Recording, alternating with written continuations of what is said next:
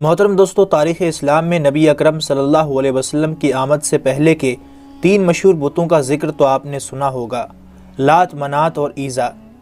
یہ تینوں بت خانہ کعبہ میں رکھے ہوئے تھے، جن کو فتح مکہ کے دور میں نبی اکرم صلی اللہ علیہ وسلم نے توڑ کر خانہ کعبہ سے باہر پھینکوا دیا تھا۔ لات، منات اور عیزا کے یہ تینوں بت خانہ کعبہ میں باقی بتوں کے ساتھ موجود تھے، لیکن اب آپ کو تاریخ کی ایک نئی بات بتاتا ہوں جس پر مسلمان غور کرنے کے بجائے آگے نکل جاتے ہیں۔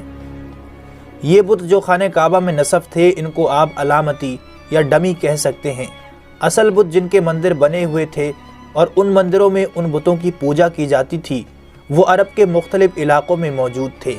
جن بستیوں میں ان بتوں کے مندر بنے ہوئے تھے، ان بستیوں کے ارد گرد رہنے والے عرب یہاں مندروں میں آ کر ان بتوں کی عبادت کرتے، ان کے چڑھاوے چڑھائے جاتے، یہاں تک کہ ان بتوں کے سامنے جانوروں کی قربانی کی منتیں پوری کی جاتی۔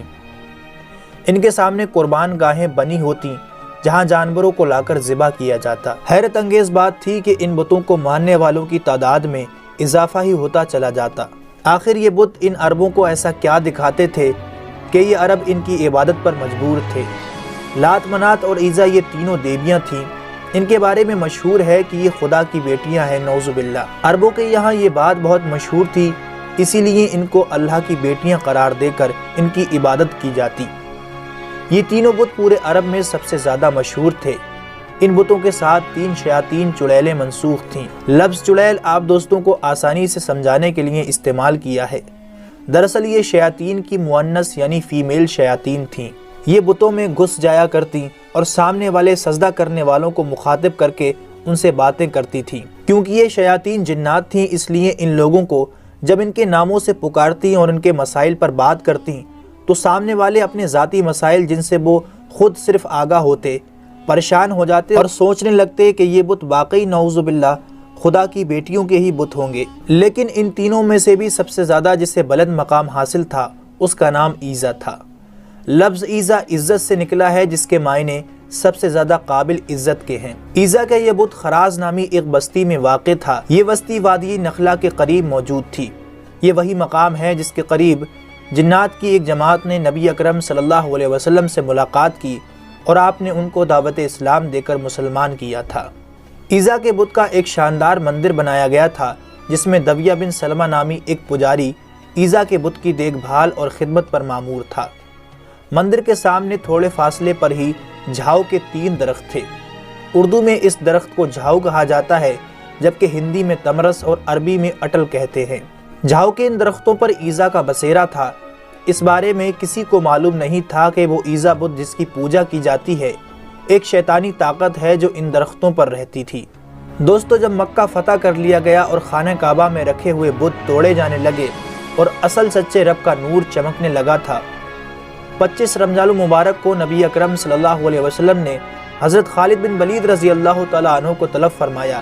انسانی تاریخ کے سب سے قابل ترین جرنیل خالد رضی اللہ تعالیٰ عنہ کو عیزا کی تباہی کا مشن سونپا گیا۔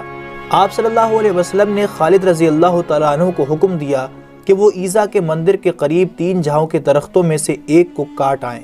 آپ رضی اللہ تعالیٰ عنہ بارگاہ رسالت صلی اللہ علیہ وسلم سے حکم پا کر وادی نخلا کے بستی میں پہنچے، مندر کو تلاش کیا اور اس کے قریب واقع جھاؤ کے درختوں میں سے ایک کو کاٹ دیا اور واپس آ گئے۔ جب آپ رضی اللہ تعالیٰ عنہ نبی اکرم صلی اللہ علیہ وسلم کی خدمت میں حاضر ہوئے اور درخت کاٹنے کا حال بیان کیا، اس پر آپ صلی اللہ علیہ وسلم نے پوچھا، اے خالد، جب تم درخت کاٹ رہے تھے تو اس دوران کوئی واقعہ پیش آیا تھا یا کچھ دکھائی دیا تھا؟ اس پر آپ رضی اللہ تعالیٰ عنہ نے عرض کیا، یا رسول اللہ صلی اللہ علیہ وسلم، میں نے کوئی بھی ایسا واقعہ رونما ہوتے ہوئے نہیں دیکھا۔ آپ صلی اللہ علیہ وسلم نے دوبارہ حضرت خالد بن ولید رضی اللہ تعالیٰ عنہ کو حکم دیا کہ تم دوسرا درخت بھی کاٹ آؤ۔ ایک بار پھر حضرت خالد رضی اللہ تعالیٰ عنہ وہاں پہنچے اور دوسرا درخت کاٹنے کے بعد واپس آقا کریم صلی اللہ علیہ وسلم کی خدمت میں درخت کاٹنے کا احوال بیان کیا۔ آپ صلی اللہ علیہ وسلم نے ایک بار پھر وہی سوال حضرت خالد بن ولید رضی اللہ تعالیٰ عنہ سے دہرایا کہ اس بار جب تم درخت کاٹ رہے تھے تو کوئی واقعہ پیش آیا تھا؟ حضرت خالد رضی اللہ تعالیٰ عنہ نے عرض کیا، یا رسول اللہ صلی اللہ علیہ وسلم، اس بار بھی کوئی غیر معمولی واقعہ پیش نہیں آیا۔ آپ صلی اللہ علیہ وسلم نے ایک بار پھر حضرت خالد رضی اللہ تعالیٰ عنہ کو تیسرے درخت کو کاٹنے کا حکم دے کر بھیجا۔ تیسری بار جب خالد رضی اللہ تعالیٰ عنہ تیسرے درخت کے قریب اسے کاٹنے کی نیت سے پہنچے تو اچانک ایزا نامی چڑیل آپ رضی اللہ تعالیٰ عنہ کے سامنے ظاہر ہو گئی۔ وہ ایک بڑھیا کے روپ میں تھی اور شعلے برساتی آنکھوں سے خالد رضی اللہ تعالیٰ عنہ کو گھورنے لگی۔ اچانک مندر کا پجاری بلند آواز سے پکار کر بولا، ایزا خالد کو قتل کر دے، اگر تو نے خالد کو قتل نہ کیا تو تو آج ذلیل و رسوا ہو جائے گی۔ ایزا حضرت خالد کے جانب بڑھی، آپ رضی اللہ تعالیٰ عنہ نے تلوار نکالی اور اللہ کا نام لے کر ایزا پر حملہ کر دیا۔ پہلے ہی وار میں ایزا کا سر تن سے جدا ہو گیا۔ اس کے زمین پر گرتے ہی تھوڑی دیر بعد آپ رضی اللہ تعالیٰ عنہ کے سامنے اس کا جسم راکھ کا ڈھیر بن چکا تھا۔ اس کے بعد آپ نے اس کی رہائش والے جھاؤ کے اس تیسرے درخت کو بھی کاٹ ڈالا، اس کے بنائے ہوئے بت کے ٹکڑے کر اس کے محافظ دبیہ بن سلمہ کو بھی اس کے انجام تک پہنچا کر واپس روانہ ہوئے۔ آپ رضی اللہ تعالیٰ عنہ نے یہ سارا واقعہ نبی اکرم صلی اللہ علیہ وسلم کو سنایا۔ اس پر آپ صلی اللہ علیہ وسلم نے فرمایا، یہ ایزا تھی، اب یہ ہمیشہ کے لیے ختم ہو گئی، اس کی دوبارہ عبادت نہیں ہوگی، اور یوں صدیوں تک پوجی جانے والی شیطانی طاقت کا خاتمہ نبی اکرم صلی اللہ علیہ وسلم کے حکم پر سیف اللہ خالد بن ولید رضی اللہ تعالیٰ عنہ نے کیا۔ امید کرتے ہیں آج کا ویڈیو آپ کو پسند آیا ہوگا، اسے لائک اور اپنے تمام دوستوں کو شیئر ضرور کیجیے گا۔